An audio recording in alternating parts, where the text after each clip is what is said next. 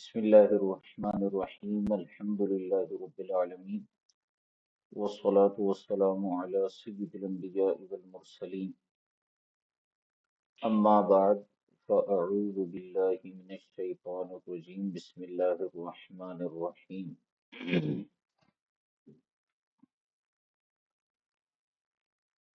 قواعد فقہیہ کے حوالے سے فقہ حنفی میں مشہور اور معروف کتاب الاشباح والنظائر جو امام ابن نجیم مصری رحمۃ اللہ تعالی علیہ کی تصنیف کردہ ہے، اس کے دروس کا سلسلہ چل رہا ہے، اور جو دوسرا قاعدہ ہے الامور بمقاصدها، اس کے حوالے سے ہماری گفتگو چل رہی ہے، اور اس قاعدے اور اس سے پہلے جو قاعدہ تھا لا ثواب الا بالنیہ، ان دونوں میں چونکہ نیت کے حوالے سے گفتگو ہوئی تو نیت کے حوالے سے کچھ ابحاث علامہ ابن نجیم رحمۃ اللہ تعالی علیہ لے کر آئے۔ انہی میں سے منوی کے متعین ہونے کے حوالے سے کچھ ابحاث لے کر آئے، اور اس میں کل گزشتہ سبق میں ہم نے ایک ضابطہ پڑھا تھا تعین کے حوالے سے، اور وہ ضابطہ یہ تھا کہ نیت میں تعین جو ہے وہ اس وقت کرنا درست ہوگا جب اجناس مختلف ہوں۔ اگر جنس ایک ہی ہو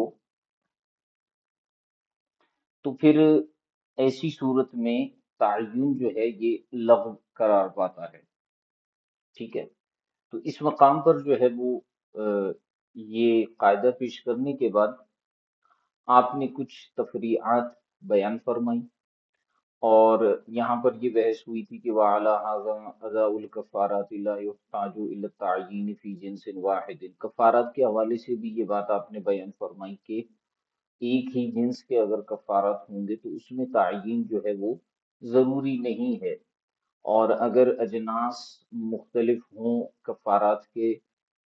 تو ایسی صورت میں جو ہے وہ تعیین ضروری ہوگی، اور اجناس کے اختلاف سے مراد انہوں نے اختلاف اسباب لیا تھا۔ تو یہاں تک یہ گفتگو ہوئی تھی کما حققناہ فی الظہار من شرح الکنز، جیسے ہم نے شرح الکنز میں زہار کے حوالے سے اس بحث کو بیان کیا۔ وَأَمَّا فِي الزَّكَاةِ، یہاں سے گفتگو شروع ہو رہی ہے، زکوٰۃ کے متعلق مسئلہ بیان کر رہے ہیں، اور زکوٰۃ میں تعیین کی بحث کر رہے ہیں۔ فرماتے ہیں وَأَمَّا فِي الزَّكَاةِ، بہرحال زکوٰۃ میں یعنی تعیین نیت، فقالوا فقہا نے فرمایا لو عجل خمسۃ سوداء یا خمسۃ سودا عن مئۃ درہم سود فہلکت السود قبل الحول وعنده نصاب آخر كان المعجل عن الباقی۔ زکوٰۃ کے متعلق فقہا نے فرمایا کہ اگر اس نے کسی شخص نے 5 سود کا مطلب ہوتا ہے کالے دراہم، ٹھیک ہے۔ لو عجل خمسۃ سودا عن مئتی درہم سود، اب کسی کے اوپر جو ہے وہ زکوٰۃ واجب تھی 500 کالے دراہم کی، ٹھیک ہے۔ اب اس کو تھوڑا سا ہم دیکھیں گے کہ 500 کالے دراہم سے کیا مراد ہے۔ اگر جو ہے کسی کے اوپر 500 کالے دراہم کی طرف مطلب 500 جو ہے وہ 500 نہیں 200 کالے دراہم جو ہے اس کے اوپر بطور زکوٰۃ کے لازم تھے، اور اس نے تعجیل کرتے ہوئے 5 کالے دراہم بطور زکوٰۃ کے دے دیے۔ تعجیل سے مراد یہ ہے، جیسے مثال کے طور پر اگر کسی شخص کے اوپر جو ہے وہ زکوٰۃ 1 سال بعد جو ہے واجب ہو، اور یہ اس سے 2 ماہ پہلے زکوٰۃ کی نیت سے زکوٰۃ دے دیتا ہے،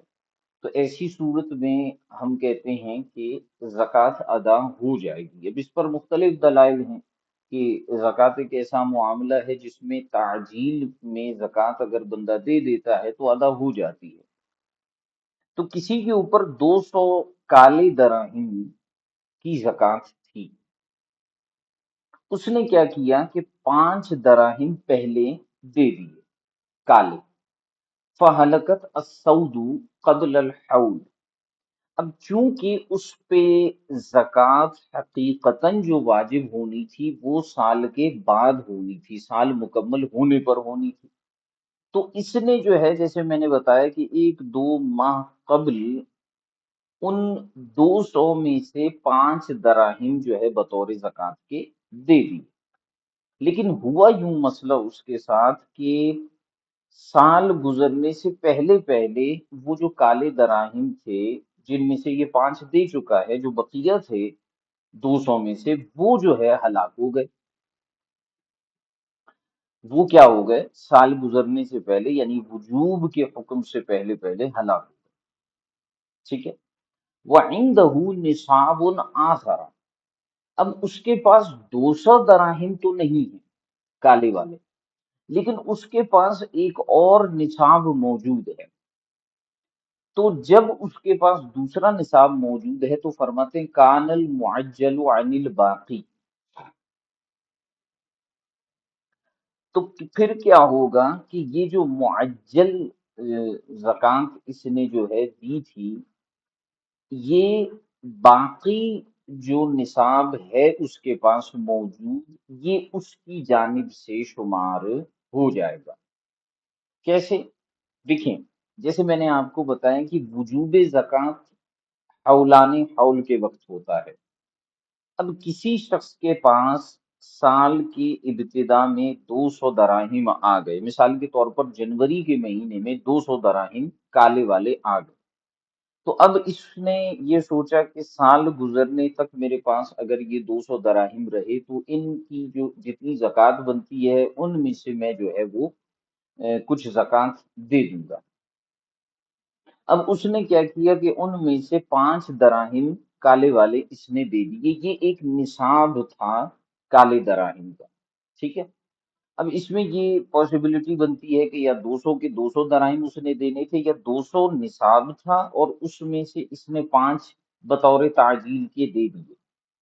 اچھا، حالانکہ ابھی اس پر زکوٰۃ واجب نہیں ہوئی تھی، ہوا یوں کہ سال گزرنے سے پہلے پہلے وہ 200 دراہم ہلاک ہو گئے، یا وہ نصاب جو ہے وہ پورے کا پورا ہلاک ہو گیا۔ تو اگر حقیقتاً ہم یہ دیکھیں اس کے اوپر تو زکوٰۃ واجب ہوئی ہی نہیں، لیکن وہ تعجیل میں 5 کالے دراہم دے چکا ہے۔ ٹھیک ہے۔ تو اب سوال یہ پیدا ہوتا ہے کہ وہ 5 کالے دراہم جو ہیں وہ آیا زکوٰۃ میں شمار ہوں گے یا نہیں ہوں گے، کیونکہ اصل نصاب سال گزرنے سے پہلے ہی ہلاک ہو گیا، گویا کہ اس پر تو زکوٰۃ اس حیثیت سے واجب ہی نہیں ہوئی تھی، تو وہ جو 5 دراہم ہیں وہ کس شمار میں ہوں گے؟ تو ہم نے کہا کہ اگر اس کے پاس کوئی اور نصاب موجود ہے اور اس پر سال مکمل ہو چکا ہے، مثال کے طور پر اس کے پاس جو ہے وہ چاندی موجود ہے، ٹھیک ہے، یا دوسرے طرح کے دراہم موجود ہیں اور ان پر سال مکمل ہو چکا ہے، تو یہ جو 5 دراہم یہ دے چکا ہے کالے والے،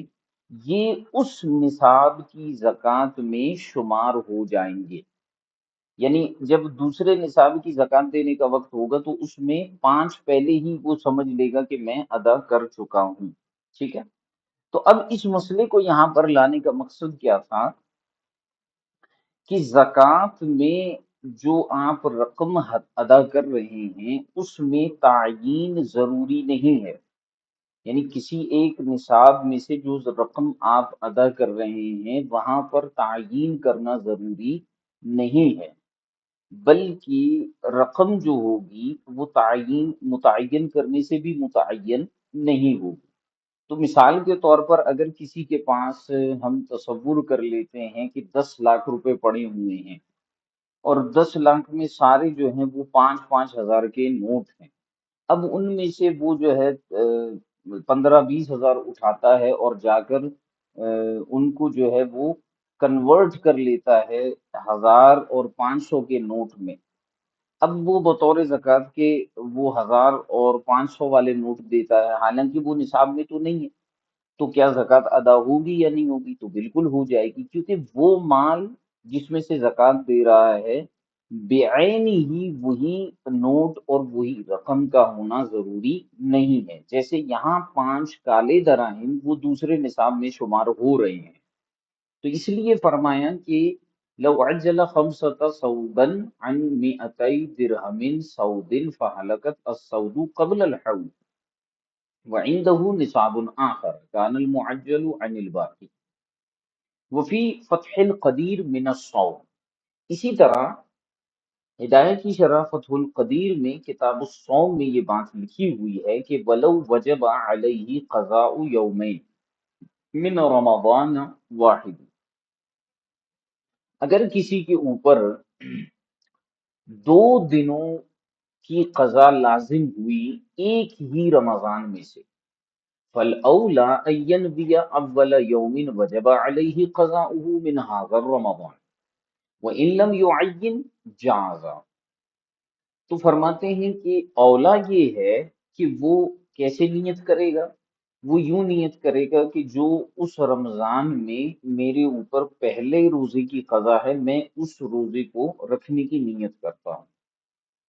ٹھیک ہے؟ یعنی جو گزشتہ ہم نے نمازوں کے حوالے سے مسئلہ بتایا تھا نا کہ جو پہلی نماز قضا ہوئی میں وہ ادا کر رہا ہوں، اور جو آخری جو ہے وہ نماز فلاں نماز ظہر کی، عصر کی، مغرب کی، عشاء کی جو میری قضا ہوئی میں اس کو پڑھنے کی نیت کرتا ہوں۔ اسی طرح صاحب فتح القدیر نے کہا کہ اگر ایک ہی رمضان ہے تو چونکہ سبب ایک ہے تو ایک ہی رمضان ہے، تو ایسی صورت میں اگر 2 روزے ہیں اس کے، تو اگر وہ یہ نیت کرتا ہے جو پہلا روزہ میرا قضا ہے میں اس کو رکھنے کی نیت کرتا ہوں، تو کہتے ہیں یہ جائز ہو جائے گا اور درست ہو جائے گا۔ وَإِن لَمْ يُعَيِّن، اور اگر وہ متعین بھی نہیں کرتا اور وہ صرف یہ کہتا ہے کہ فلاں رمضان کا روزہ میں جو ہے وہ اس کی قضا کر رہا ہوں، تو بھی فرماتے ہیں جازا، جائز ہے، کیونکہ اس میں کوئی مسئلہ نہیں ہے، سبب ایک ہے۔ وَكَذَا لَوْ كَانَ مِنَ رَمَضَانَيْنِ عَلَى الْمُخْتَارِ، اور صاحب فتح القدیر فرماتے ہیں اسی طرح اگر 2 رمضانوں کے 2 دنوں کے روزے ہوں، 2 رمضانوں کے 2 دنوں کے روزے ہوں، تو وہاں پر بھی مختار قول کے مطابق اسی طرح کا مسئلہ ہوگا۔ حتیٰ لو نما القضاء لا غیر جازا، یہاں تک کہ اگر وہ قضا کی نیت کرتا ہے اور اس کے علاوہ کوئی نیت نہیں کرتا تو بھی جائز ہے، ٹھیک ہے؟ اب صاحب فتح القدیر کے اس جملے سے یوں محسوس ہو رہا ہے کہ اگر 2 رمضانوں کے روزے تھے، 2 الگ الگ روزے تھے، تو ایسی صورت میں اگر وہ جو ہے ایک رمضان کی نیت کرتا ہے ایک روزے کی اور دوسرے رمضان کے دوسرے روزے کی نیت کرتا ہے، تو ایسی صورت میں بھی یہ نیت جو ہے وہ درست ہو جائے گی، تعین ضروری نہیں ہوگا۔ تو زیادہ مختار قول وہی ہے کہ اس میں رمضان کی تو تعین کرے گا، اگرچہ رمضان کے اس مخصوص روزے کی تعین نہیں کرے گا، اور سمجھ میں بھی یہی آ رہا ہے کہ صاحب فتح القدیر کی مراد بھی یہی ہے کہ اس دن کی تعین نہ کرے، ہاں اس رمضان کی تعین ضرور کرے گا کہ وہ پہلا رمضان تھا، دوسرا تھا، تیسرا تھا، جو بھی تھا اس کو متعین کرے گا۔ تو صرف اگر وہ قضا کی بھی نیت کرتا ہے تو بھی فرماتے ہیں جائز ہے۔ ولو وجبت علیہ کفارۃ فطر فصام 61 یوما عن القضاء والکفارۃ ولم يعین یوم القضاء جاز۔ اسی طرح فرماتے ہیں کہ اگر کسی کے اوپر روزہ توڑنے کا کفارہ ہو، فطر کا مطلب یہاں پر جو ہے وہ عید الفطر یا جو ہے وہ صدقہ فطر نہیں ہے، بلکہ یہاں مراد روزہ توڑ لینے کا کفارہ، لو وجبت علیہ کفارۃ فطر، یعنی روزہ جو ہے وہ توڑنے میں کچھ صورتیں وہ ہیں جن میں صرف قضا ہے، اور کچھ صورتیں وہ ہیں جن میں قضا اور کفارہ دونوں ہیں۔ تو اگر اس نے روزہ ایسی کنڈیشن میں توڑا کہ جس میں قضا بھی ہے اور کفارہ بھی ہے، ولو وجبت علیہ کفارۃ فطر، اگر کسی کے اوپر روزہ توڑنے کا کفارہ واجب ہو گیا، فصام 61 یوما عن القضاء والکفارہ، تو اس نے کیا کیا کہ اس نے 61 روزے رکھے، 61 روزے اس نے رکھے قضا اور کفارہ دونوں کی جانب سے، ولم یعین یوم القضاء، اور اس نے جو ہے 61 میں سے اس دن کو متعین نہیں کیا جو صرف قضا کا جو ہے وہ تھا، یعنی 61 میں سے جو ہے وہ 60 تو اس کے کفارے کے ہیں اور ایک جو ہے اس کے قضا کا ہے، لیکن اس نے 61 روزے رکھے اور ان میں متعین نہیں کیا کہ یہ والا قضا کا تھا اور باقی جو 60 تھے وہ کفارے کے تھے، تو صاحب فتح القدیر فرماتے ہیں کہ جازہ، یہ بھی جائز ہے، کیونکہ جنس ایک ہی ہے، یہ بات ہم کرتے ہوئے آ رہے ہیں، کیونکہ جنس اس طرح سے ایک ہے کہ ایک ہی روزے کے متعلق قضا بھی ہے، ایک ہی روزے کے متعلق کفارہ بھی ہے، تو وہ 61 روزے رکھ لے گا اور یہ بات مکمل ہو جائے گی، اگرچہ اس میں تعین نہیں کرے، تعین کرنا ویسے بہتر ہے، لیکن اگر تعین نہیں کرتا تو کوئی مسئلہ نہیں ہے۔ وفی الخانیہ، اور فتاوی قاضی خان میں یہ بات مذکور ہے کہ لو عجل الزکاة عن احد المالین فاستحق ما عجل عنه قبل الحول لم يكن المعجل عن الباقي، وكذا لو استحق بعد الحول لأن في الاستحقاق عجل عما لم يكن في ملكه فيبطل التعجيل۔ خانیہ میں زکوٰۃ کے متعلق ایک مسئلہ ہے، اگر کسی کے پاس دو طرح کے مال ہوں، یعنی دو طرح کے نصاب ہوں، ٹھیک ہے، جیسے مثال کے طور پر کسی کے پاس جو ہے وہ چاندی کا نصاب بھی پورا ہو اور سونے کا نصاب بھی پورا ہو، چاندی کا 52.5 تولے اس کے پاس چاندی رکھی ہوئی ہو اور 7.5 تولے اس کے پاس سونا رکھا ہوا ہو، دو الگ الگ مال ہیں یہ، ٹھیک ہے۔ اگر کوئی شخص کیا کرتا ہے کہ دو مالوں میں سے کسی ایک کی طرف سے زکوٰۃ دینے میں تعجیل کرتا ہے، یعنی پہلے زکوٰۃ دے دیتا ہے، فاستحق ما عجل عنه قبل الحول، تو فرماتے ہیں کہ سال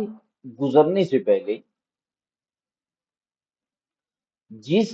مال میں اس نے تعجیل کی تھی زکوٰۃ دیتے ہوئے، سال گزرنے سے پہلے پہلے کیا ہوا کہ اس میں استحقاق پیدا ہو گیا، سال گزرنے سے پہلے پہلے اس کے اندر کیا ہو گیا، استحقاق پیدا ہو گیا۔ استحقاق کا کیا مطلب ہے یہاں پر کہ کوئی ایسا شخص جو ہے وہ آ گیا، یہ کسی نے دعویٰ کر دیا، یہ کوئی اور معاملہ ہو گیا کہ کسی نے کوئی اس مال کے اندر مستحق آ گیا، جس نے اس چیز کا دعویٰ کیا کہ اس مال میں سے اتنا میرا ہے، اور وہ دعویٰ ثابت بھی ہو گیا،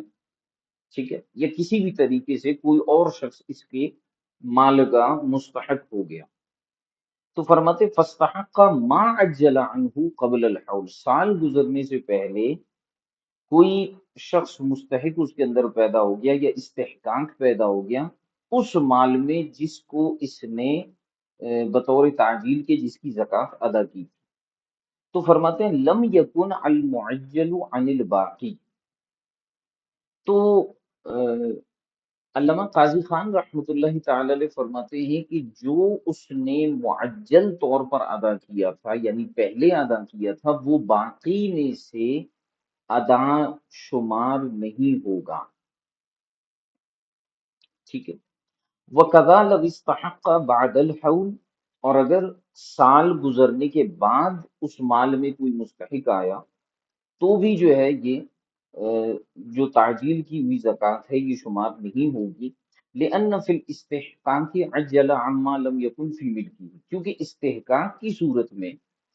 جب کوئی اور اس مال کا حق بن گیا تو عجلا اس نے تو تعجیل کی ہے، اما لم یکن فی ملکی،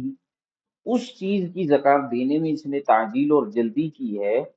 کہ جو اس کی ملکیت میں ہے ہی نہیں، فیبطل التعجیل، لہذا تعجیل جو ہے وہ باطل ہو جائے گی، ٹھیک ہے۔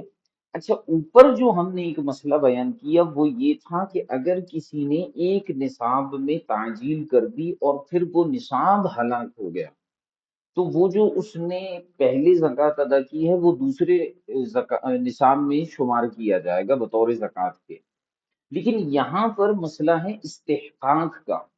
اور استحقاق کا مطلب یہ ہوتا ہے کہ وہ مال آپ کی ملکیت میں گویا تھا ہی نہیں۔ جیسے میں نے آپ کو بتایا کہ کوئی شخص دعویٰ کر بیٹھتا ہے قاضی کے پاس کہ جناب اس کے پاس جو، جیسے مثال کے طور پر اس کے پاس جو ہے وہ 7.5 تولے سونا تھا، اب اس نے تعجیل کرتے ہوئے سال گزرنے سے پہلے جو ہے 7.5 تولے سونا کی زکوٰۃ دے دی۔ اب کیا ہوا کہ کسی نے جو ہے وہ دعویٰ کر دیا اس کے اوپر، اور کوئی مستحق نکل کے آیا اور اس نے کہا کہ اس شخص کے پاس 7.5 تولے جو سونا ہے وہ میرا ہے، فلاں قرضے کے بدلے اس نے مجھ سے لیا تھا یا کسی بھی صورت میں اس نے مجھ سے لیا تھا، اور وہ سونا جو ہے وہ میرا ہے، وہ اس کی ملکیت میں ہی نہیں ہے۔ اب یہ اس کی زکوٰۃ بھی دے چکا ہے، تو جو چیز اس کی ملکیت میں ہے، علامہ قاضی خان فرماتے ہیں کہ وہ اس کی تعجیل کی صورت میں، پہلے زکوٰۃ دینے کی صورت میں وہ زکوٰۃ گویا کہ ہوگی ہی نہیں، اور وہ تعجیل باطل ہے، سرے سے وہ باطل ہی ہے۔ جبکہ اوپر مسئلے میں ہم نے یہ فرق بیان کیا تھا کہ وہاں اس کا اپنا مال ہلاک ہوا ہے، اس لیے ہم نے اسے دوسرے نصاب میں سے کاٹ دیا تھا، مائنس کر دیا تھا، لیکن یہاں چونکہ یہ تعجیل ہی باطل ہے ابتداءً، لہٰذا یہ دوسرے نصاب میں شمار نہیں کیا جائے گا استحقاق کی وجہ سے، تو یہاں تعجیل جو ہے وہ استحقاق کی وجہ سے باطل ہو رہی ہے۔ وفیہا ایضاً، اور فتاوی خانیہ کے اندر جو ہے یہ بھی ہے، لو کان لہو خمس من الابل الحوامل، اگر کسی شخص کے پاس 5 اونٹ ہوں، اونٹنیاں ہوں جو کہ حوامل ہیں یعنی حاملہ ہیں، یعنی الحبالہ یعنی حاملہ ہیں، فعجل شاتین عنہا وعما فی بطونہا، اب اس نے کیا کیا کہ زکوٰۃ دیتے ہوئے 5 اونٹوں کی جانب سے 2 بکریاں دے دی، وعما فی بطونہا، اور ان کی جانب سے بھی زکوٰۃ دے دی 2 بکریاں جو ان اونٹنیوں کے حمل میں پیٹ میں موجود تھی، ٹھیک ہے۔ ثم نتجت خمسا قبل الحول، پھر کیا ہوا کہ ان اونٹنیوں نے وضع حمل کر لیا اور ان کے جو ہے مزید 5 بچے پیدا ہو گئے سال گزرنے سے پہلے پہلے، تو اب سال گزرنے سے پہلے پہلے جب ہوئے تو 5 تو یہ اونٹنیاں تھیں اور 5 ان کے اور بھی بچے ہو گئے، یہ تو 10 بن گئے، لیکن اس نے کیا کیا تھا کہ ان 5 کی جانب سے اور ان کے بطون کے اندر ان کے پیٹ میں جو تھے ان سب کی جانب سے اس میں 2 بکریاں دے دی، تو فرماتے ہیں کہ اجزأہ عما عجلا، تو یہ زکوٰۃ اسے کافی ہوگی جو اس نے بطور تعجیل کے اور بطور پیشگی زکوٰۃ کے جو ادا کیا ہے، یہ اسے کافی ہوگا۔ وَإِنْ عَجَّلَ عَمَّا تَحْمَلُ فِي السَّنَةِ الثَّانِيَةِ لَا يَجُوزُ، لیکن اگر اس نے صرف یہ 2 بکریاں اس طور پر دی ہیں کہ اگلے دوسرے سال کے اندر یہ اونٹنیاں جو بچے دیں گی ان کی طرف سے بھی میں ادا کر رہا ہوں، یہاں پر پچھلے مسئلے میں تو یہ تھا کہ اسی سال میں اس نے دیا، ٹھیک ہے، لیکن اب وہ دیتا ہے کہ اگلے سال جو ان کا حمل ٹھہرے گا اور ان کے جو بچے پیدا ہوں گے ان کی طرف سے بھی میں 2 بکریاں دیتا ہوں، تو لا یجوز، یہ جائز نہیں ہوگا، بلکہ جب اگلا سال آئے گا اور ان کے جو بچے ہوں گے ان کی زکوٰۃ اسے الگ دینی پڑے گی۔ ھذا کلہ فی الفرائض والواجبات، فرماتے ہیں یہ سارے کے سارے جو معاملات تھے جو ہم نے بیان کیے ہیں یہ فرائض اور واجبات میں تھے۔ کیا مطلب ہے؟ یعنی یہ جو ہم نے تعیین نیت وغیرہ کے حوالے سے جو ہے جو گفتگو کی اور پیشگی زکوٰۃ وغیرہ کے حوالے سے جو معاملات آپ کو بیان کیے ہیں یہ سارے کے سارے جو ہے وہ فرائض اور واجبات کے حوالے سے تھے، ٹھیک ہے۔ کل منظوری والوتری علی قول الامام والعید علی الصحیح ورکعتی الطواف علی المختار وینوی الوتر علی الوتر الواجب للاختلاف فیہ، یعنی کہنا چاہتے ہیں کہ یہ فرائض و واجبات کے متعلق یہ ساری بحث تھی، جیسے منت ہو گئی اور وطر میں تعیین کی جائے گی امام اعظم کے قول کے مطابق، اور عید میں بھی تعیین کی جائے گی صحیح قول کے مطابق، ٹھیک ہے۔ ورکعتی طوافی، اور طواف کی جب 2 رکعتیں ادا کرے گا وہ بھی واجب ہیں، ان میں بھی تعیین کرے گا مختار قول کے مطابق۔ اچھا، وطر کے متعلق کیا ہے؟ وینوی الوطرا، وطر میں اب ایک تو یہ ہے کہ وطر کو متعین کرے گا، یعنی وطر ہے، عید ہے اور طواف کی رکعتیں ہیں، تینوں واجب ہیں۔ تو وطر میں وہ کہے گا کہ میں جو ہے وہ نماز وطر واجب کی نیت کرتا ہوں، عید میں کہے گا کہ نماز عید واجب کی نیت کرتا ہوں، اور طواف کی رکعتوں میں کہے گا کہ طواف کی 2 رکعتیں جو واجب ہے ان کی نیت کرتا ہوں۔ اچھا، وطر میں ایک جو ہے وہ مسئلہ ہے، وہ یہ ہے کہ وطر کی صرف نیت کرے گا یا وطر واجب کی نیت کرے گا؟ تو اس میں علامہ ابن نجم مصری فرماتے ہیں وَيَنْوِي الْوِتْرَ لَلْوِتْرَ الْوَاجِبَ، کہ وطر پڑھنے والا جو ہے وہ وطر کی نیت کرے گا، وطر واجب کی نیت نہیں کرے گا، لِلْاِخْتِلَافِ فِيهِ، کیونکہ اس میں ہے اختلاف۔ دیکھیں، عید پر اتفاق ہے کہ عید واجب ہے، طواف کی رکعتوں پر بھی اتفاق ہے کہ طواف کی رکعتیں واجب ہیں، وطر کی جو 3 رکعتیں ہیں اس کے حوالے سے اختلاف ہے۔ بعض فقہا یہ کہتے ہیں کہ وطر جو ہے وہ 3 رکعتیں واجب ہیں، اور بعض فقہا کہتے ہیں کہ وطر کی 3 رکعتیں جو ہیں وہ غالباً اس میں انہوں نے کہا ہے کہ سنت ہے، شاید جو مجھے یاد آ رہا ہے۔ تو جنہوں نے یہ کہا کہ وطر کی 3 رکعتیں واجب ہے تو وہاں پر تو تعین ہوگی، اور اگر سنت کا ہے تو وہاں تعین کرنا، وطر کہنا جو ہے وہ ضروری نہیں ہے، یا وطر واجب کہنا تو بالکل ان کے نزدیک ہوگا ہی نہیں، کیونکہ وہ تو وطر کو واجب ہی نہیں مانتے۔ تو ایسی صورت میں وطر میں نیت کیا کرے گا؟ کہتے ہیں اختلاف سے بچتے ہوئے وہ مطلقاً وطر کی نیت کرے گا، وطر واجب کی نیت نہیں کرے گا۔ جیسے کہ عید میں وہ کہے گا کہ 2 رکعت نماز عید واجب، طواف کی رکعتوں میں کہے گا 2 رکعت نماز طواف واجب، لیکن وطر میں وہ صرف کہے گا کہ 3 رکعت نماز وطر، کیونکہ اس میں اختلاف ہے، تو اختلاف سے بچتے ہوئے جو ہے وہ صرف وطر کہے گا۔ وہ فی صلاۃ الجنازتی، اب رہی بات نماز جنازہ کی، تو فرماتے ہیں ینوی الصلاۃ للہ تعالی والدعاء للمیت، اس میں نیت کچھ اس طرح سے ہوگی کہ یہ نیت کرے گا اللہ کے لیے اور میت کی دعا کے لیے، ٹھیک ہے۔ اس کی نیت میں بھی مختلف طرح کے اقوال ملتے ہیں، جو زیادہ مشہور قول ہے اس میں یہ ہے کہ بندہ نیت کرتا ہے کہ میں نیت کرتا ہوں نماز جنازہ کی ثنا اللہ کے لیے، اور درود نبی کریم صلی اللہ علیہ وسلم کے لیے، اور دعا حاضر میت کے لیے۔ لیکن یہاں پر امام ابن نجم مصری نے فرمایا کہ یوں بھی نیت کر سکتا ہے، کہ یہ نیت کرے گا کہ میں نماز اللہ کے لیے جنازے کی ادا کر رہا ہوں، اور دعا میت کے لیے۔ ولا يلزمه التعیین فی سجود التلاوتی، اور سجدہ تلاوت میں اسے تعیین ضروری نہیں ہے کہ لأی تلاوت سجد لہا، کہ کون سی تلاوت کی تھی جس کے لیے یہ سجدہ کر رہا ہے، جیسے کہ کنیہ میں بھی اس کو بیان کیا گیا ہے، وہ مطلقاً سجدہ تلاوت کی نیت کر سکتا ہے اور اس میں اس کا سجدہ ادا ہو جائے گا۔ وَأَمَّا النوافل، اب بات آتی ہے نوافل میں تعیین نیت وغیرہ کے حوالے سے، تو فرماتے ہیں فَاتَّفَقَ أَصْحَابُنَا أَنَّهَا تَصِحُّ بِمُطْلَقِ النِّيَّةِ۔ اچھا، یہاں اس بات کو یاد رکھیے گا، جیسے میں نے اوپر واجب کے حوالے سے کہا کہ بعض علماء کے نزدیک وطر واجب نہیں بلکہ سنت ہے، تو لیکن جو ہمارا متفق علیہ قول ہے وہ یہی ہے کہ وطر واجب ہے، کچھ اس میں اختلاف ہے۔ اچھا، نوافل فقہا جہاں پر کہتے ہیں، اس میں ایک چیز کو ذہن میں رکھیے گا، ہماری کئی کتابوں میں جو ہے وہ نوافل جب کہا جاتا ہے تو اس سے مراد نوافل اور سنن دونوں ہوتے ہیں،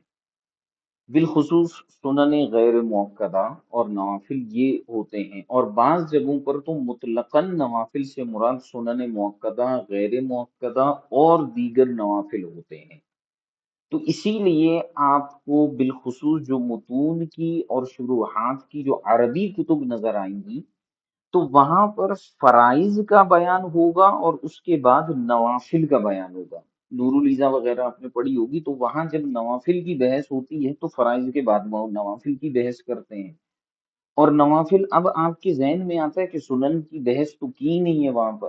تو وہاں پر آپ نوٹ کریں گے کہ نوافل کے اندر پھر سنتوں کی بحث بھی کرتے ہیں، تو وہاں اعتراض فقہا کے اوپر یہ لازم آتا ہے کہ نوافل کے اندر سنت کی بحث کیوں کی؟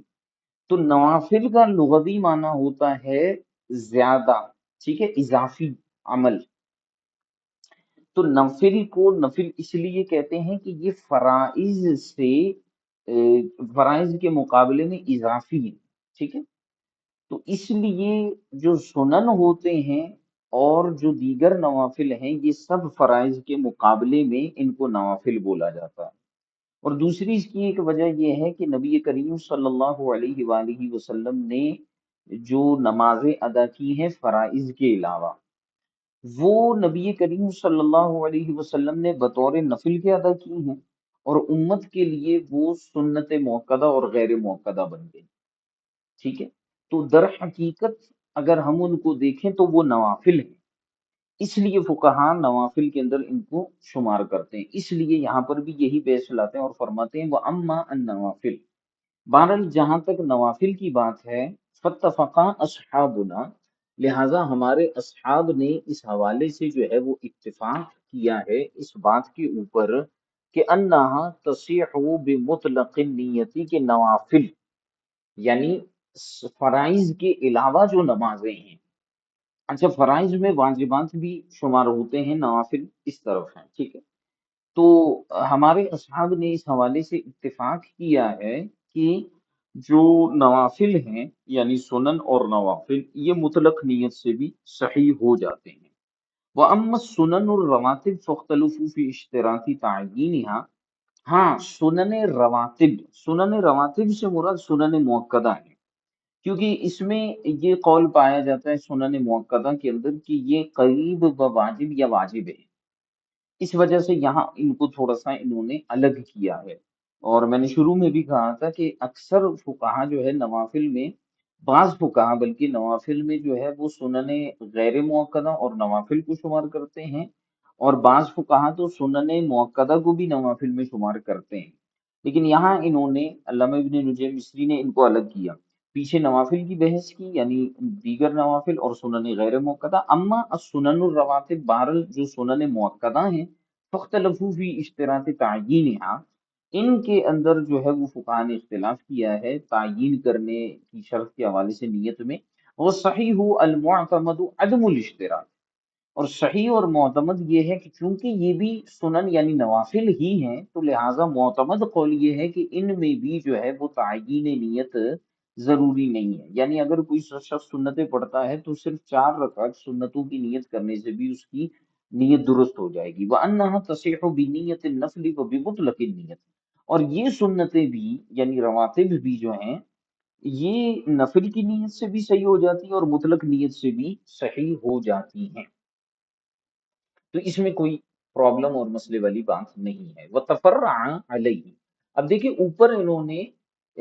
سنتوں کو نفل کی نیت سے جو ہے وہ صحیح مانا ہے، تو اس کا مطلب یہ ہے کہ سنن ان کے نزدیک نوافل میں شمار ہوتے ہیں، لیکن وہ فرق بہرحال ان کے درمیان رہے گا سنن موقدہ، غیر موقدہ اور دیگر نوافل کا، ٹھیک ہے، وہ فرق ملحوظ رہے گا۔ یہ صرف نیت کے حوالے سے انہوں نے ان کو، اور چند احکامات میں یہ ایک جیسے ہوتے ہیں، ورنہ ان کے اندر احکامات میں فرق ہوتا ہے باعتبار وجوب اور عدم وجوب کے۔ وتفرع علیہ لو صلی رکعتین علی ظن انہا تہجد لظن بقاء اللیل فتبین انہا بعد طلوع الفجر۔ اب اسی اصول کے تحت کہ نوافل کے اندر جو ہے یعنی سنن اور نوافل کے اندر جو ہے وہ تعیین نیت ضروری نہیں ہے، اسی پر ایک مسئلہ بیان کرتے ہیں کہ ایک شخص نے جو ہے وہ کیا کیا،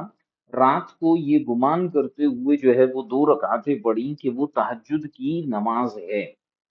لِظَنِّ بَقَاءِ اللَّيْلِ، وہ یہ گمان کر رہا تھا کہ لیل یعنی رات ابھی باقی ہے، فَتَبَيَّنَ أَنَّهَا بَعْدَ طُلُوعِ الْفَجْرِ، پھر بعد میں اسے یہ پتا چلا کہ یہ جو میں نے 2 رکعتیں پڑھی ہیں یہ تو طلوع فجر کے بعد پڑھی ہیں، یعنی فجر کا وقت تو شروع ہو چکا تھا۔ تو اب سوال یہ پیدا ہوتا ہے کہ وہ جو 2 رکعتیں پڑھی وہ تہجد ہوں گی یا جو ہے وہ نفل ہوں گی، یا پھر وہ 2 رکعتیں فجر کی سنت ہوں گی۔ تو کہتے ہیں کہ تہجد تو ہو نہیں سکتی کیونکہ فجر کا وقت شروع ہو چکا تھا۔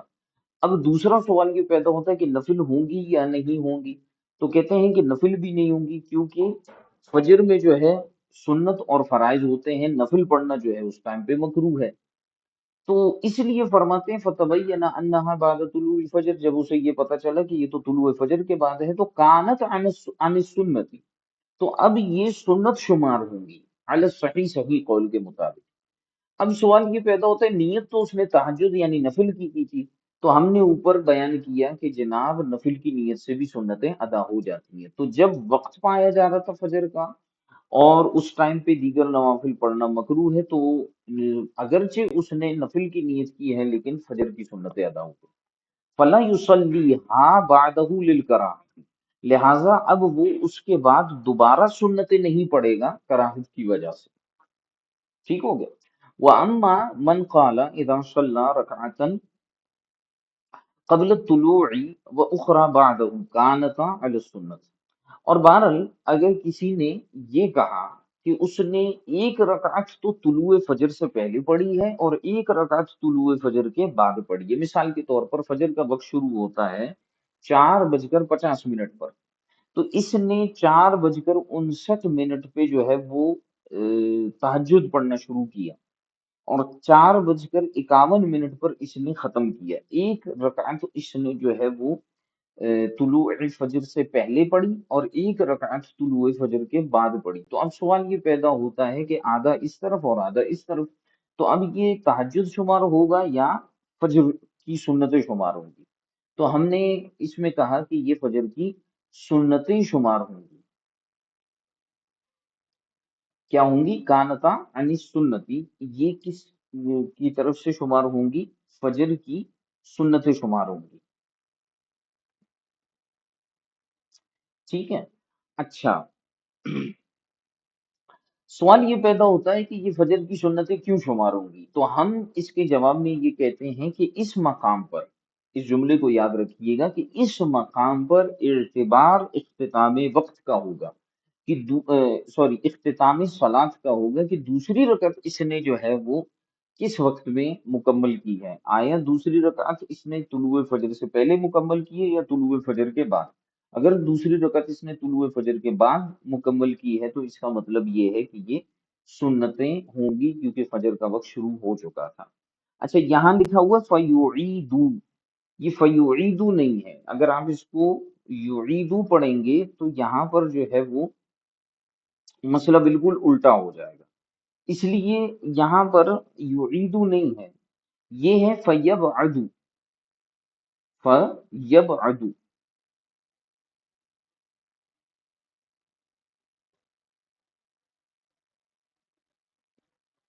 بلکہ 1 منٹ،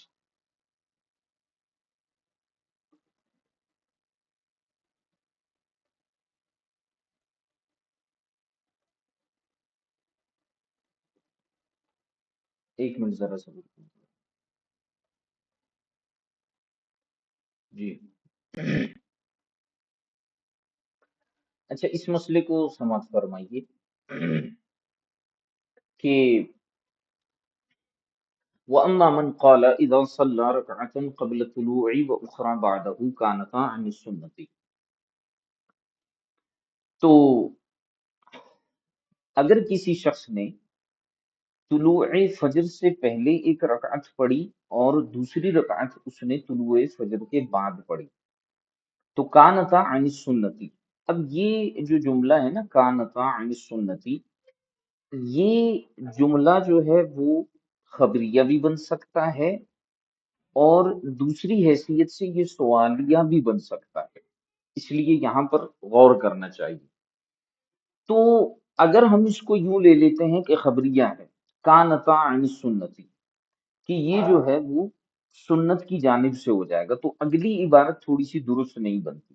اس لیے ہم اس کو سوالیہ بنا دیتے ہیں کہ اگر کسی نے ایک رکعت جو ہے وہ طلوع فجر سے پہلے پڑھی اور دوسری طلوع فجر کے بعد پڑھی، تو سوال یہ پیدا ہوتا ہے کہ کیا یہ سنت شمار ہوگا یا نہیں ہوگا۔ جیسے اوپر مسئلہ بیان کیا تھا کہ تہجد گمان کر کے کسی نے جو ہے وہ نماز پڑھی اور وہ یہ سمجھا کہ رات باقی ہے، بعد میں اسے پتا چلا کہ فجر کا وقت تو شروع ہو چکا تھا، ٹھیک ہے، یعنی وہ فجر کے وقت میں 2 رکعتیں پڑھ چکا تھا، تو وہ سنت شمار ہوں گی، اس میں تو کوئی اختلاف نہیں تھا۔ لیکن اگر کسی نے آدھے وقت میں جو ہے 1 رکعت پڑھی، یعنی ایک رکعت جو ہے وہ طلوع فجر سے پہلے پڑھی اور 1 رکعت طلوع فجر کے بعد پڑھی، تو کیا یہ سنت شمار ہوں گی؟ تو میں نے اس مقام پر آپ کو یہ بتایا کہ اگر ہم اس کو یوں لیتے ہیں کہ یہ سنت شمار ہوں گی، تو اس کی دلیل یہ بنی کہ اختتام آپ نے جو ہے وہ فجر کے وقت میں کیا ہے۔ تو جن فقہا نے نماز کے اختتام کا اعتبار کیا ہے، تو انہوں نے کہا کہ چونکہ فجر کے وقت میں نماز کا اختتام ہوا ہے، تو لہٰذا اس وجہ سے یہ فجر کی سنت شمار ہوگی۔ لیکن علامہ ابن نجیم مصری رحمۃ اللہ تعالی علیہ نے اس موقف کی تردید کی ہے اس مقام پر، تو انہوں نے فرمایا کہ فَيَبْعَدُ یا فَبَعِيدٌ، یا یہاں پر لکھا ہے فَيُعِيدُ، تو تینوں درست ہو سکتے ہیں۔ فبعید کہہ دیں ہم کہ یہ تو بعید ہے مسئلہ، یعنی یہ درست نہیں ہے، بعید از عقل ہے، آگے دلیل دیں گے، یا فیعیدو، فیعیدو کا مطلب یہ ہوگا کہ وہ ان 2 رکعت سنتوں کو دہرائے گا فجر کے وقت میں، وہ فجر کی سنتیں شمار نہیں ہوں گی، یعنی ان افراد کی تردید کی جنہوں نے یہ کہا تھا کہ یہ سنت شمار ہوں گی، کیونکہ انہوں نے اختتام کا اعتبار کیا تھا۔ تو یہ جو انہوں نے فرمایا کہ دوبارہ انہیں پڑھا جائے گا یا یہ بعید ہے، کیوں ہے؟ لِأَنَّ السُّنَّةَ، اب امام ابن نجم مصری اس بات پر دلیل دے رہے ہیں کہ یہ سنت شمار نہیں ہوگی، کیوں؟ لِأَنَّ السُّنَّةَ لَا بُدَّ مِنَ الشُّرُوعِ فِيهَا فِي الْوَقْتِ وَلَمْ يُوجَدْ، فرماتے ہیں اس لیے کہ ان سنتوں کے لیے ضروری یہ تھا کہ یہ وقت میں شروع کی جائیں، اور یہاں پر ان کی شروعات وقت میں نہیں پائی جا رہی۔ تو جن لوگوں نے انہیں سنت میں شمار کیا تھا، جیسے میں نے آپ کو بتایا، انہوں نے اختتام کا اعتبار کیا، اور جن لوگوں نے انہیں سنت میں شمار نہیں کیا جیسے مصنف، تو اس لیے انہوں نے سنت میں شمار نہیں کیا کیونکہ وہ ابتدا کا اعتبار کر رہے ہیں، شروع کا اعتبار کر رہے ہیں، اور شروع وقت میں نہیں ہوا تھا، اس لیے کہتے ہیں کہ یہ دوبارہ پڑھیں گے۔ وقالو، اور زیادہ محتاط قول بھی یہی سمجھ میں آتا ہے کہ اگر 2 رکعتیں اضافی وہ پڑھ لیتا ہے تو کوئی مسئلہ نہیں، ٹھیک ہے، لیکن اگر وہ چھوڑ دیتا ہے تو ہو سکتا ہے اس موقف کے مطابق جو ہے اس کی سنتیں رہ جائیں، ٹھیک ہے، تو اس لیے جو ہے یہ والا قول زیادہ بہتر ہے کہ وہ دوبارہ ان کا اعادہ کر لے گا اور سنتیں دوبارہ وقت کے اندر پڑے گا۔ وقالو، اور اسی طرح فقہا نے فرمایا کہ لو کان الی الخامسۃ فی الظہر ساہیا بعد ما قعد الاخیرۃ فانہ یتم سادسۃ۔ اب یہ آسان مسائل ہے جو آپ نے فقہ کی کتاب میں پڑھے ہوئے ہیں۔ ایک شخص ہے جس نے ظہر کی 4 رکعتیں پڑھ لی ہیں، 4 رکعت پڑھ لینے کے بعد قعدہ اخیرہ اس نے کیا، قعدہ اخیرہ کرنے کے بعد جو ہے وہ اس نے کیا کیا کہ بھولے سے، یعنی اس نے التحیات وغیرہ پڑھ لیا، اور اس کے بعد بھولے سے وہ 5ویں رکعت کے لیے کھڑا ہو گیا، اور وہ یہ سمجھا کہ میں جو ہے یہ جو قاعدہ کر رہا ہوں یہ قاعدہ اولا ہے، اس وجہ سے وہ جو ہے وہ تیسری رکعت سمجھتے ہوئے کھڑا ہوا، حالانکہ وہ 5ویں رکعت تھی، ٹھیک ہے، یا جو ہے وہ 4 رکعتیں سمجھ کر ہی بیٹھا تھا، اس نے قاعدہ وغیرہ جو ہے وہ کر لیا، لیکن پھر اس کے ذہن سے نکل گیا اور وہ یہ سمجھا کہ شاید میں جو ہے وہ اس وقت میں نے دوسری رکعت مکمل کی، اور وہ بہرحال 4 رکعت والی ظہر کی نماز میں 5ویں کے لیے کھڑا ہو گیا، لیکن اس بات کو یاد رکھیے گا کہ وہ قاعدہ اخیرہ کر چکا تھا۔ تو فرماتے ہیں کہ اب اس کے لیے حکم یہ ہے کہ فَإِنَّهُ يَتِمُّ سَادِسَةً، کہ وہ 6 رکعتیں پوری کرے گا، کیا کرے گا؟ 6 رکعتیں پوری کرے گا۔ وَتَكُونُ الرَّكْعَتَانِ نَفْلًا، اور اس کی یہ 2 رکعتیں جو اضافی ہیں یہ نفل شمار ہوں گی۔ ولا یکونانی عن سنت الظہر علی الصحیح، لیکن یہ ظہر کی سنتیں شمار نہیں ہوں گی صحیح قول کے مطابق، ظہر کی سنتیں یہ شمار نہیں ہوں گی، ٹھیک ہے، نفل ہو جائیں، ٹھیک ہے۔ اب اس میں فرق یہ ہے، اسی سے بالکل ملتا جلتا ایک مسئلہ ہے کہ اگر کوئی شخص 4 رکعت پڑھ لیتا ہے ظہر کی اور قعدہ اخیرہ نہیں کرتا بلکہ چوتھی کے بعد براہ راست پانچویں کے لیے کھڑا ہو جاتا ہے، قعدہ نہیں کرتا، اس میں چونکہ اس نے قعدہ نہیں کیا اور پانچویں رکعت ملا لی، تو اس میں کہا جاتا ہے کہ وہ چھٹی بھی ملا لے، اور یہ 6 رکعتیں اب اس کی 6 کی 6 نفل بن جاتی ہیں، کیونکہ اس نے قعدہ اخیرہ یہاں پر نہیں کیا تھا۔ اور اگر اس نے چوتھی رکعت کے آخر میں قعدہ اخیرہ کیا اور پھر اس نے 5 پڑھ لی، تو اب چھٹی ملا کر جو ہے نماز کو مکمل کرے گا، تو فرض کی 4 ادا ہو جائیں گی، 2 نفل ہو جائیں گی، ٹھیک ہے، اس میں یہ فرق یاد رکھیے گا۔ لیکن یہ ضرور ہے کہ ولا یکونان عن سنت الظہر، یہ جو اضافی 2 رکعتیں یہ ظہر کی سنتوں کی طرف سے کافی نہیں ہوں گی۔ وهذا لا يدل على اشتراط التعيين لأن عدم الإجزاء لكون السنة لم تشرع إلا بتحريمة مبتدأة ولم توجد۔ اب ذرا غور کیجئے گا، یہاں پر ایک سوال پیدا ہوتا ہے، وہ یہ ہے کہ ایک شخص نے جب 4 رکعتیں، تعیین نیت کی بات ہو رہی ہے، غور کیجئے گا، ایک شخص نے جب 4 رکعتیں ادا کر لی فرض کی، قعدہ اخیرہ کر لی، ٹھیک ہے، اب جب اس نے قعدہ اخیرہ کر لیا تو جب وہ 2 رکعتیں پڑھتا ہے تو ظہر کی ترتیب یہ ہے کہ 4 رکعت فرض کے بعد 2 رکعت سنتیں ہوتی ہیں، ترتیب تو یہی ہے۔ تو ان 2 رکعتوں کو آپ نفل کیوں شمار کر رہے ہیں، آپ ان کو سنت شمار کریں؟ ہم نے کہا نہیں، یہ نفل ہوں گی۔ تو بعض علماء نے یہاں پر اعتراض کرتے ہوئے یہ کہا کہ ہو سکتا ہے آپ ان کو نفل اس لیے شمار کر رہے ہیں اور سنت اس لیے شمار نہیں کر رہے کہ آپ کے نزدیک سنت کے لیے تعیین ضروری ہے۔ اس عبارت پر اور اس اعتراض پر غور کیجیے گا کہ جب ہم نے ان کو نفل شمار کیا اور سنت شمار نہیں کیا، تو بعض علماء نے اعتراض کرتے ہوئے یا ایک توجیہ بیان کرتے ہوئے یہ بات کہی کہ ہو سکتا ہے، یہ اصل میں نہیں ہے، لیکن میں اس کو اس طور پہ بیان کر رہا ہوں کہ علماء نے کہا کہ ہو سکتا ہے کہ یہاں آپ ان کو سنت اس لیے شمار نہیں کر رہے کیونکہ آپ کے نزدیک سنت کے لیے تعیین نیت ضروری ہے، اور یہاں چونکہ شروع میں 4 رکعت کی شروع میں اس نے فرض کی نیت کی تھی، تو یہ سنت نہیں ہوں گے، یہ نفل ہو جائیں گے، آخری جو 2 رکعتیں ہیں قعدہ اخیرہ کے بعد، ٹھیک ہے، کیونکہ نفل کے لیے تعیین نیت ضروری نہیں۔ اگر سنت میں تعیین نیت ضروری ہوتی تو آپ ان کو ضروری نہ ہوتی سنت میں، تو آپ ان کو نفل کی جگہ جو ہے سنتیں بنا لیتے، لیکن وہ اعتراض یہ کرنے لگے کہ ہو سکتا ہے شاید آپ کے نزدیک جو ہے وہ تعیین نیت ضروری ہے، اس لیے آپ ان کو سنت شمار نہیں کر رہے۔ تو علامہ ابن نجیم مصری رحمۃ اللہ تعالی علیہ اس مغالطے کا جواب دیتے ہوئے کہتے ہیں کہ ولا یکونان ان سنت ظہر علی صحیح، صحیح قول کے مطابق یہ ظہر کی سنتیں نہیں ہوں گی۔ وہذا لا يدل علی اشتراط التعیین، لیکن یاد رکھیے گا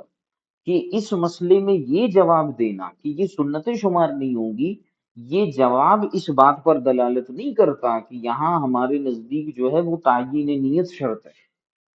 ایسا نہیں ہے، سنتوں میں ہمارے نزدیک تعیین نیت شرط نہیں ہے، لیکن جو آپ کو مغالطہ لگ رہا ہے اس کا جواب دیتے ہوئے ہم کہتے ہیں کہ یہاں یہ جواب اس بات پر دلالت نہیں کرتا کہ اشتراط تعیین جو ہے وہ سنتوں میں ضروری ہے، لأن عدم الاجزاء لکون السنت لم تشرع الا بتحریمت مبتدأت ولم توجد۔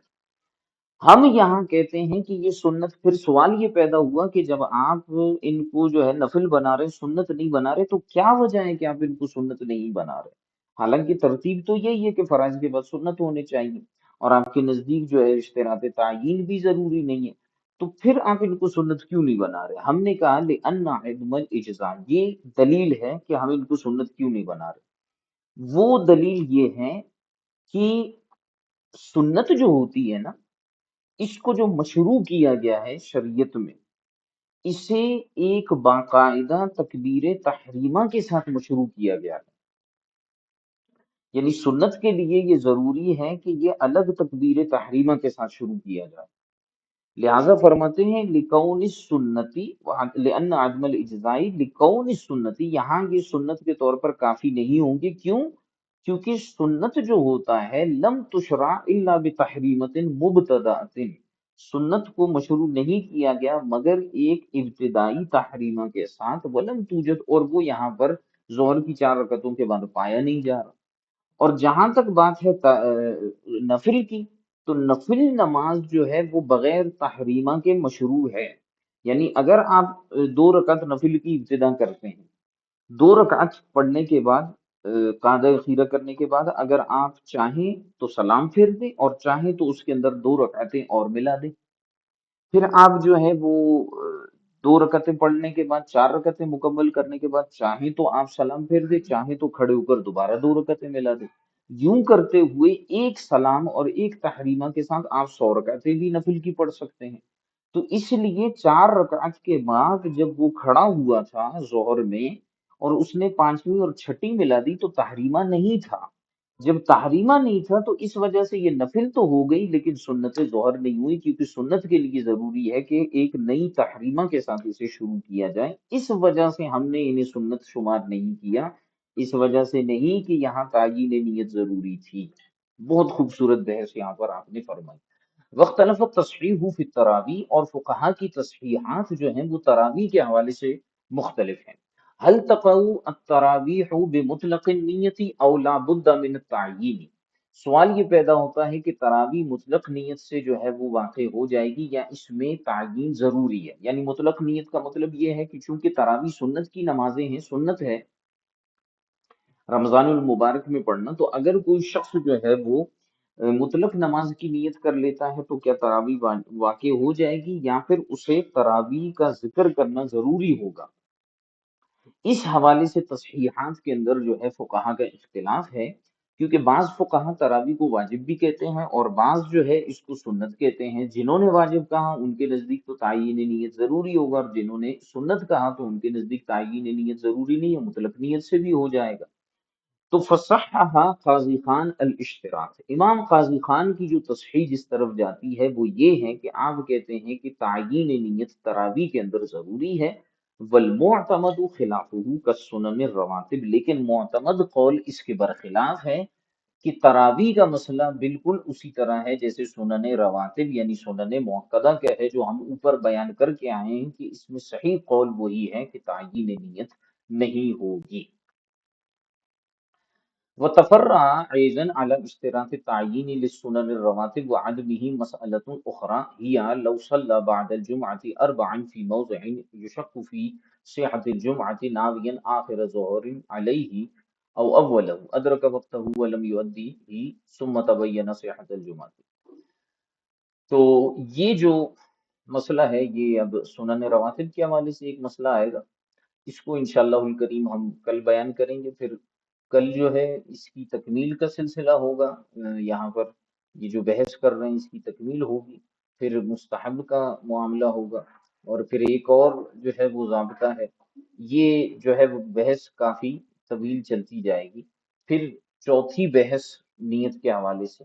وہ آئے گی، اور اس طرح سے یہ ابحاث جو ہیں وہ چلتی جائیں گی. یہ دوسرا قاعدہ اور پہلا قاعدہ اس جہت سے کافی طویل ہونے والا ہے، لہٰذا اس میں جو ہے وہ ان چیزوں کو اچھے انداز میں یاد رکھیں، اور ان قواعد اور ان اصولوں کو بہت اچھے انداز میں یاد رکھیں. یاد رہے، یہاں آپ کو میں ایک بات بتانا جو ہے وہ ضروری سمجھتا ہوں، اور وہ یہ ہے کہ یہ جو کتاب ہے اور یہ جو ہم پڑھ رہے ہیں اسباق، یہ مسائل کی کتاب نہیں ہے کہ کوئی اس انداز میں اس کو پڑھ رہا ہے جیسے کوئی فقہ کی کتاب ہے. اس انداز میں یہ کتاب نہیں پڑھی جاتی، اس انداز میں اس کتاب کو پڑھنا درست بھی نہیں ہے کہ آپ اس کو اس اعتبار سے اور اس انداز سے پڑھیں کہ یہ جو ہے وہ فقہ حنفی کی ایک کتاب ہے، ہم اس کو اس طرح پڑھتے ہیں، ایسے نہیں، یہ قواعد اور اصولوں کی کتاب ہے۔ اور قواعد اور اصول کو ہمیشہ اس انداز میں پڑھا جاتا ہے کہ اس کا مقصد اصلی ہوتا ہے قاعدے کو سمجھنا، مسئلے کو سمجھنا مقصد نہیں ہے۔ تو اب ایک طالب علم سمجھتا ہے یار مجھے یہ مسئلہ سمجھ میں نہیں آ رہا، تو اسے مسئلہ سمجھنا ہے تو وہ کتب فقہ میں جائے۔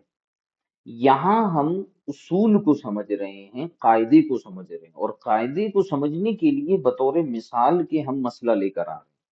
تو آپ مسئلے کے ذریعے قاعدہ اور اصول سمجھیں، قاعدے کے ذریعے مسئلے کو نہ سمجھیں۔ ٹھیک ہے، اس چیز کو یاد رکھیے گا، آپ نے قاعدہ سمجھنا ہے۔ اور یہ بات میں نے پہلے بھی کہی ہے کہ اگر آپ کو قواعد فقہیہ پر عبور اور دسترس حاصل ہو گیا ایک مرتبہ، اور آپ کو یہ چیزیں جو ہیں وہ سمجھ میں آ گئی، تو آپ کے لیے کئی مسائل کو حل کرنا جو ہے وہ بہت آسان ہو جائے گا، لیکن شرط یہ ہے کہ ان کے اوپر آپ کو عبور حاصل ہونا چاہیے۔ یہ ایسی کمال کی چیزیں ہیں کہ جیسے میں نے پہلے بھی یہ بات آپ کو بتائی تھی کہ ایک چیز یہ ہوتی ہے کہ آپ مسائل کا لگائیں رٹا، خوب مسائل کو حفظ کرتے چلے جائیں، کرتے چلے جائیں، کرتے چلے جائیں، سارے مسائل، پوری بہاری شریعت آپ نے پڑھ لی، شامی پڑھ لی، ہدایہ پڑھ لی، سارے مسائل آپ نے پڑھ لیے، آپ نے حفظ کر لیے مسائل، آپ کو ازبر زبانی یاد ہے۔ لیکن جب کوئی نیا مسئلہ آئے گا یا کوئی آپ سے پوچھے گا تو ہو سکتا ہے آپ جواب نہ دے سکیں، کیونکہ ایک تو ہوتا ہے مسئلہ، ایک ہوتا ہے کہ مسئلہ سیم وہی ہوتا ہے، صورتحال مختلف ہوتی ہے۔ تو صورتحال اگر مختلف ہو تو پھر مسئلہ جو ہے انسان کے ذہن سے بعض اوقات نکل جاتا ہے، یا وہ اس میں جو ہے اس کا دماغ پھنس جاتا ہے، وہ کسی اور چیز کو کچھ اور بنا لیتا ہے۔ جیسے ابھی اوپر ایک مسئلہ گزرا تھا استحقاق والا، تو استحقاق اور عدم استحقاق کی وجہ سے دونوں مسائل مختلف ہوئے تھے، اور وہاں میں نے آپ کو توجہ دلائی تھی کہ غور کیجئے دونوں مسائل میں اختلاف کیوں ہے، دونوں مسائل میں احکامات کیوں ہے۔ بظاہر تو صورتحال کوئی تعجیل زکوٰۃ والی سمجھ میں آ رہی تھی، لیکن مسئلہ تھا استحقاق کا۔ تو اسی طرح یہاں پر بھی جو ہے آپ کو، اگر آپ مسائل کو حفظ کر لیتے ہیں، رٹا لگا لیتے ہیں، تو پھر اس انداز میں آپ کو چیزیں سمجھ میں نہیں آئیں گی، ہو سکتا ہے آپ پھنس جائیں۔ لیکن اگر آپ کو اصول یاد ہے، قاعدہ یاد ہے، تو پھر قاعدے کی وجہ سے، اصول کی وجہ سے انشاءاللہ اللہ کی رحمت سے امید ہے کہ آپ کہیں پر جو ہے وہ غلطی نہیں کریں گے۔ آپ کو پتہ ہوگا کہ اصول یہ ہے، اس اصول کے تحت یہ مسئلہ بن سکتا ہے۔ آگے آپ دیکھیں گے کہ کئی مسائل اس اصول سے علامہ ابن نجم مصری استثناء کر دیتے ہیں کہ یہ مسئلہ اس اصول سے مستثنیٰ ہے، حالانکہ بظاہر یوں ہی لگتا ہے کہ یہ مسئلہ اسی اصول کے تحت ہونا چاہیے، لیکن وہاں پر آپ استثناء فرما دیتے ہیں۔ تو استثنائی مسائل نکال کر پھر ہمیں دیکھنا ہوتا ہے کہ یہاں پر یہ اصول لگ رہا ہے اس مسئلے میں، آپ اس کا جواب دے دیں گے۔ تو اصولوں کو یاد رکھتے ہوئے اگر مسائل کو بندہ مستحضر کر لے اپنے ذہن میں، تو بہت ساری مشکلات آپ کی آسان ہو سکتی ہیں۔ اللہ تبارک و تعالیٰ جو ہے ہمیں سمجھنے کی توفیق عطا فرمائے۔ اگر کسی کا کوئی سوال وغیرہ ہے تو ارشاد فرمائیں۔ جی جناب، کوئی سوال وغیرہ ہے تو فرمائیں۔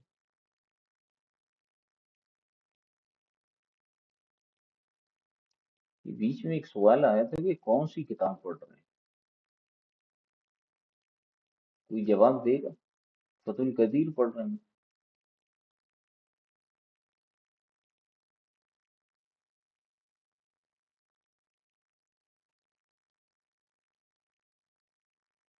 کوئی بتائے گا ہم کون سی کتاب پڑھ رہے ہیں؟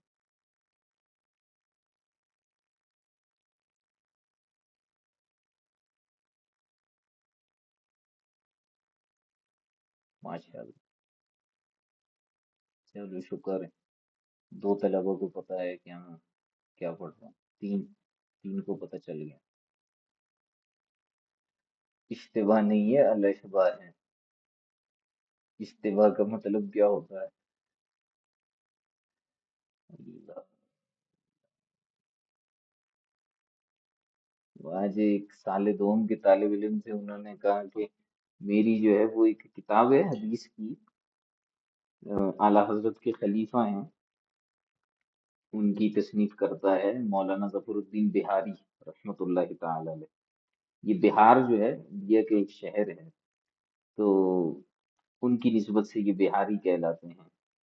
تو کتاب کا نام ہے صحیح البہاری۔ وہ ایک طالب علم نے لکھا ہے صحیح البحاری، ہا کے ساتھ، بہار، بحر سے نکلا ہے۔ تو میں نے کہا یہ ابھی تک بہار کے اندر گھوم رہا ہے، اسے پتہ ہی نہیں ہے کہ بہار ہے یا بہار ہے۔ تو اب یہاں پر بھی الاشباہ کو اشتباہ کر دیا گیا۔ جہیز کے برتنوں پر زکوٰۃ ہے جو استعمال میں نہیں ہے۔ آپ نے کسی کو دیتے ہوئے دیکھا ہے زکوٰۃ جہیز کے برتنوں پر؟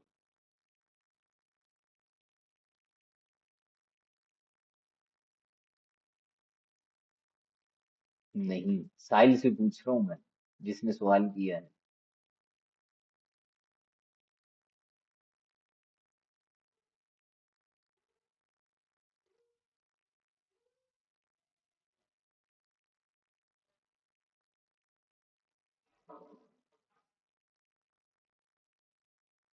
جی سائل، کیا آپ نے کسی کو دیکھا ہے زکوٰۃ جہیز کے برتنوں پر زکوٰۃ دیتے ہوئے؟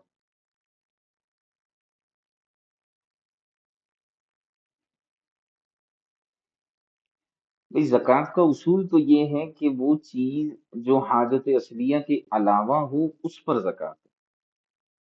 اور حاجت اصلیہ کے علاوہ والی چیزیں وہ ہوتی ہیں جو کاروبار کے لیے ہوں یا تجارت کے لیے ہوں۔ تو سوال یہ پیدا ہوتا ہے کہ وہ جو دلہن صاحبہ ہیں وہ یا ان کے ابا حضور نے ان کو وہ برتن اس لیے دیے تھے کہ بیٹی تم نے جا کر ان کی یہاں بزنس کرنا ہے، ان کو بیچنا ہے غربت کے دنوں میں اور پھر کھانا کھانا۔ اگر تو ابا نے اس لیے اس کو مالک کیا ہے کہ جا کے تجارت کرنا، یا وہ خود جو ہے وہ تجارت کرنے کی نیت سے وہ برتن لے کر آئی ہے جہیز میں، تو پھر تو وہ زکوٰۃ دے دے بڑے شوق سے۔ اور اگر وہ تجارت کے لیے نہیں لائی تو پھر وہ حاجت اصلیہ ہی ہیں۔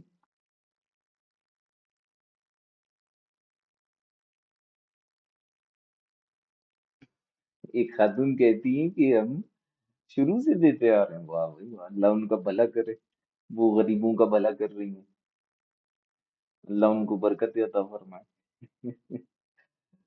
سبحان اللہ، اور آپ پڑھے لکھے ہو کر نہیں دیتے، پھر آپ نے کیا کہا؟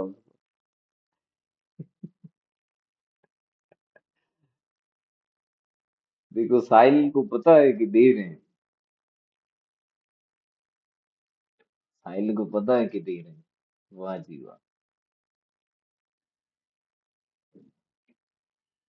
اچھا، اسی دوران ایک اور سوال آیا کہ تحسیر ابواب الصرف کو ایک شخص جو کہ خود کو علامہ کہتا ہے کہہ رہا تھا کہ تحسیر ابواب الصرف پڑھا ہے۔ اچھا، تیسرا ابواب، تحسیر سے تیسرا بول رہے تھے، یہ حالت ہے کہ بلا آپ مذاق کر رہے ہیں رضوی سائیں؟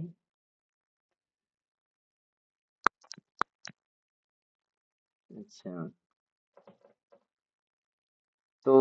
یہ جی زکوٰۃ کے وہ جو جہیز کے برتن ہیں ان پر زکوٰۃ نہیں ہوگی، یہ حاجت اصلیہ میں شمار ہوتے ہیں۔ برتن تو پھر بھی سمجھ میں آنے والی چیز ہے۔ جو دلہن کا لباس ہوتا ہے، تو کہاں فی الحال یہی قول کرتے ہیں کہ اس پر بھی جو ہے وہ زکوٰۃ نہیں ہے۔ تو برتن تو پھر بھی استعمال ہوتے رہتے ہیں نا۔ تو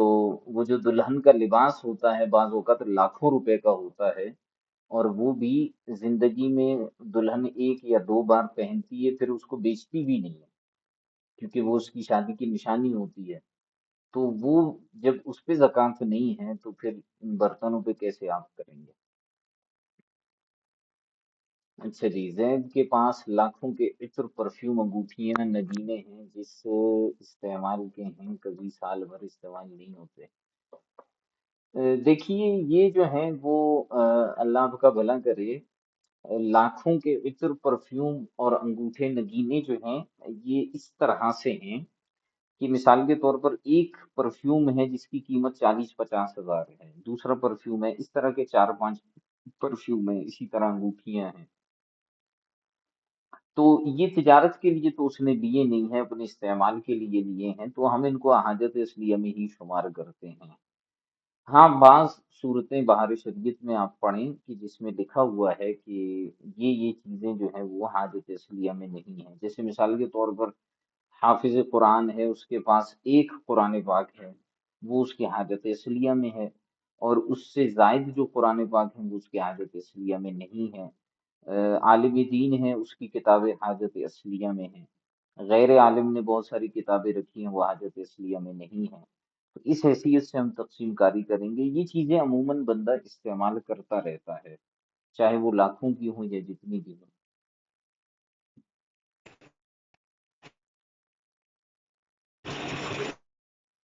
دینی کتب اگرچہ روٹی میں نہ پڑھتا ہوں، کیا مطلب؟ روٹی، روٹین، یہ میں اپنی طرف سے قیاس کر رہا ہوں۔ اچھا جی، نہیں استاد صاحب مذاق نہیں اچھا جی، کوئی مسئلہ نہیں ہوتا۔ اچھا جی، استاد صاحب لیکن کچھ برتن کے سیٹ ہوتے جو استعمال ہوتے نہیں بلکہ رکھے رہتے ہیں، یہاں تک کہ وہ اپنی بیٹی کے لیے رکھ دے،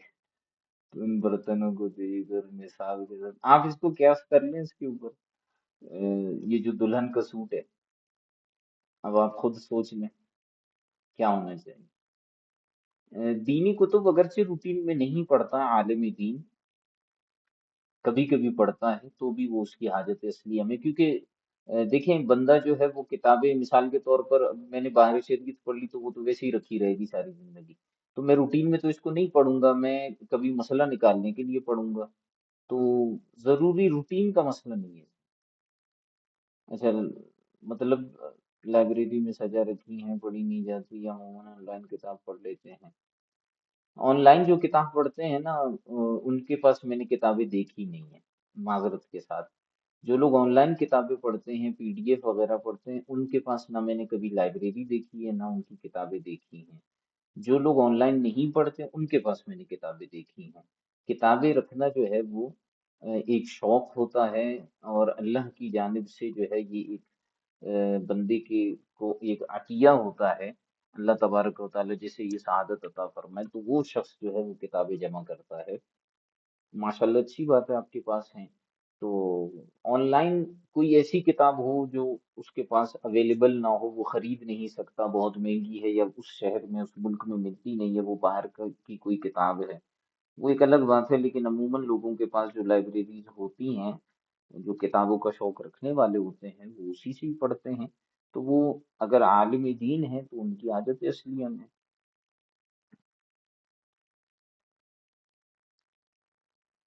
اس میں بہار شریعت میں پوری ایک بحث لکھی ہوئی ہے حاجت اصلیہ میں۔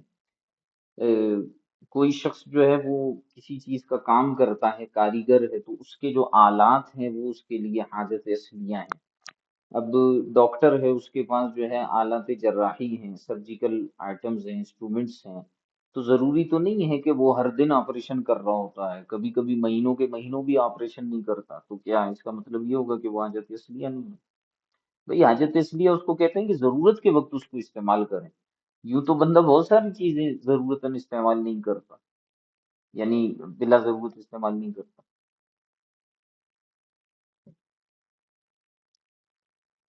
اور جیسے یہ برتنوں کا بھی سوال ہوا تھا، تو اس حوالے سے بھی یہی عرض ہے کہ اب آپ برتنوں کے حوالے سے سوچ لیں کہ بعض اوقات ایسا ہوتا ہے، ٹھیک ہے اس نے اپنی بیٹی وغیرہ کے لیے رکھا ہوتا ہے، یوں تو وہ سونا وغیرہ بھی رکھا ہوتا ہے بیٹی کے لیے، تو کیا اس میں بھی زکوٰۃ نہیں دیں گے؟ کیا کریں گے اس میں؟ کیا معاملہ کریں گے؟ تو وہ خود بھی استعمال کر رہی ہوتی ہے، بعد میں اپنی بیٹی کو دے دیتی ہیں شادی میں، برتن بھی دے دیتے ہیں، چلو خاندانی برتن چل رہے ہیں، وہ نانی کے دور سے چل رہے ہیں، تو اس میں کوئی ایسا ایشو نہیں ہے۔ بعض اوقات گھر میں بہت زیادہ رشکش لگ جاتا ہے تو وہ برتن استعمال ہو جاتے ہیں، ہم نے تو یہی دیکھا ہے۔ اب یہ اللہ ماشاء اللہ کوئی ایسا کیس ہوگا کہ برتن ایسے سنبھال کے رکھے ہیں کہ پڑوسی سے برتن لیں گے لیکن وہ برتن جو اپنے جہیز میں ہیں وہ استعمال نہیں کریں گے، یہ تو پھر بہت ہی ریئر کیس ہے۔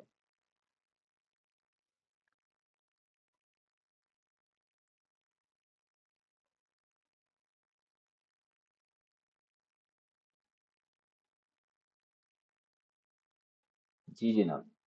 اور کچھ؟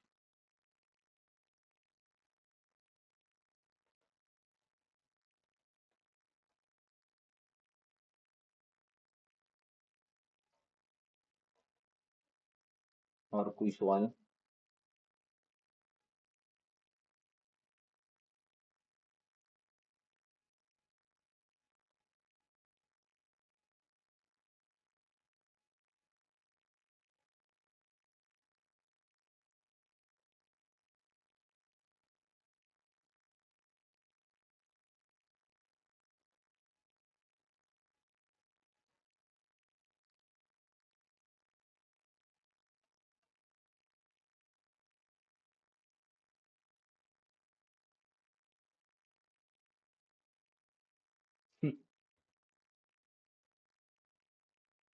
ایک میں لکھا ہے کہ آپ کے پڑھانے کا انداز جو ہے نا وہ بہت اچھا ہے، نیچے والے میں لکھا ہے کہ نہیں،